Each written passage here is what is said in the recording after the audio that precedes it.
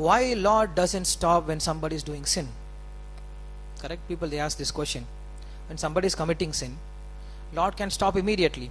If somebody is stealing, Lord can cut hand immediately. If somebody is looking at something wrong, he can plug his eyes immediately. If he is hearing something useless, he can make him deaf.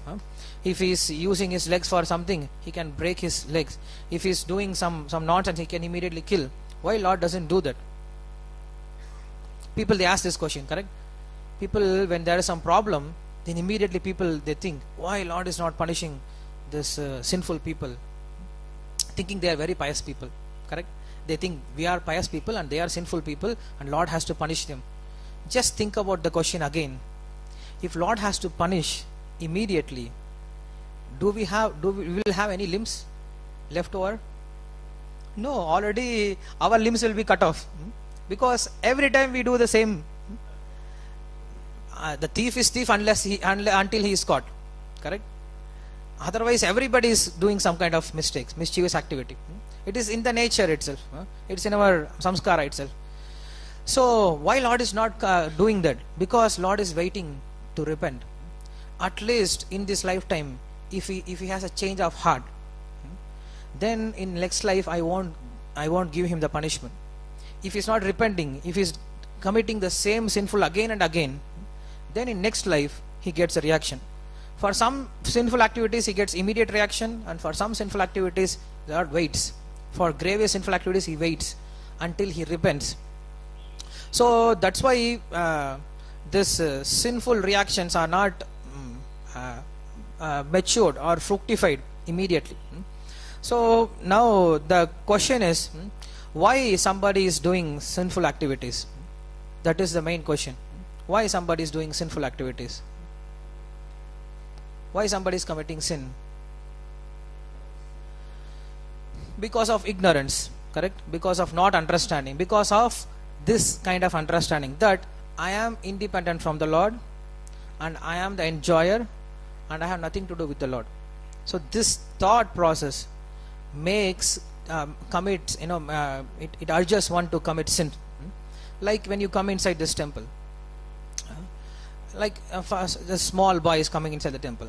Nobody is here. The small boy is coming inside the temple. So what he will do? There are many things around. Nobody is looking at the things.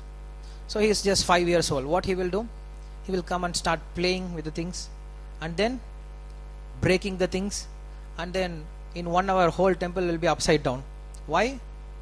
And then we come, but we behave in a different way. We behave properly. What is the difference?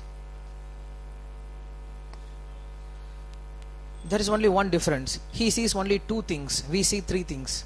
He sees, I am here, things are here, this is meant for my enjoyment. Let us enjoy. But when we come, we see 3 things. I am here, these things are here. Behind both of us there is management. That is temple management. Correct? Everything belongs to temple management, and everything should be utilized for temple service, and everything should be utilized in accordance with temple's guidelines. Correct? So we have this knowledge, this third view we have. This child doesn't have. So this knowledge is called Shastra. This is how Shastra begins. For example, Isha Upanishad starts with Isha Vasyam Idam Sarvam. This thing we should understand in the first place. Everything belongs to Lord, and everything should be utilized for His pleasure, and everything should be acted in accordance with His rules and regulations. So this is called Shastra. So this is the gravest mistake which is done in this material world. Like this small child, we come to this material world and we see everything is arranged very nicely. So what do we think immediately?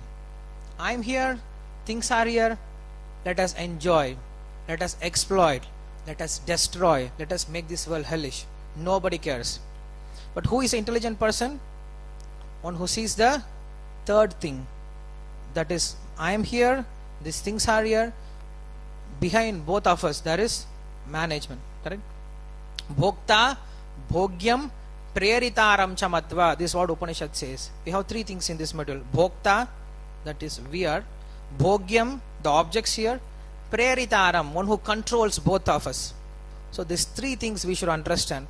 If you understand these 3 things, then no problem. But in this material world, we are given the knowledge about 2 things. About us about this material world, but there is no knowledge about the third eye, the management. So what do we think immediately? Everything belongs to me, so I can enjoy whatever I want, I can commit whatever I want, I can do whatever I want, nobody is there to look at me.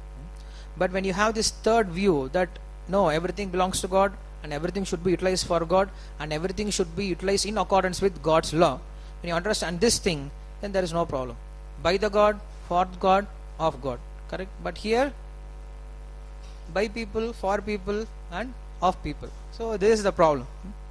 That's why Srila Prabhupada called it as, it's not democracy, it is demons crazy. Because it is not Lord, it's not Lord's idea behind this creation of this material world. He created this material world, he set up a process. Evam pravartitam chakram nanuvartayati hayaha ahayurindriyaramo moham partha sajivati. Krishna says, this is in the beginning of Bhagavad Gita itself. You can understand Krishna is speaking about how we should live in this material world. Annad bhavanti bhutani parjanyat anna sambhavah yajnat bhavati parjanyo yajna karma samudbhavah karma brahmodbhavam viddhi brahmakshara samudbhavam tasmat sarvagatam brahma nityam yajne pradishtitam. Then comes this shloka. Evam pravartitam chakram nanuvartayati hayaha ahayurindriyaramo moham partha sajivati. I have made this circle, Arjuna. I have made this chain. If you don't follow this chain, if you just keep on taking for yourself, ishtan bohan hi odeva dasyante yagya bhavitaha tayirdattana pradayebhyo yo bhunkte stena eva saha. He is a thief, Arjuna. That's what Krishna says. So we are ignorant about ourselves, we are ignorant about this world, and we are ignorant about the Lord. So that's why we commit sinful activities. So when you get this knowledge, when you have this knowledge that everything belongs to Lord and everything should be utilized for Lord and everything should be utilized in accordance with Lord's prescription, then there is no problem. That is how the government works. But even though government has set up proper rules, there will be so many criminals, correct? Otherwise, why government has to build jails? When you are building a city, then immediately government is building a jail also as a default. Why? Because government knows even if you correct them properly, even if you teach them properly, there will be some people who will not obey the laws of government and they will commit sinful activity. That's why we have criminal. That's how this world is created. Krishna says, Bhumirapo Nalavayu Kamano Buddharevacha Ahankara iti yamme bhinna prakriti rashtada Aparayam idastvanyam prakritim viddime param Jiva mutam mahabaho Yayetam dharyate jagat. This world is dharyate jagat. It is hold or it is created for this Jivatma, not for me. Krishna is saying, I didn't create this world. This Jivatma has created this world. It's true. Because of us, we are the cause for this creation. Krishna creates, but we are the cause for creating this material world. So that's why. So when you have this knowledge, then we will not commit sin. That's what the ultimate understanding.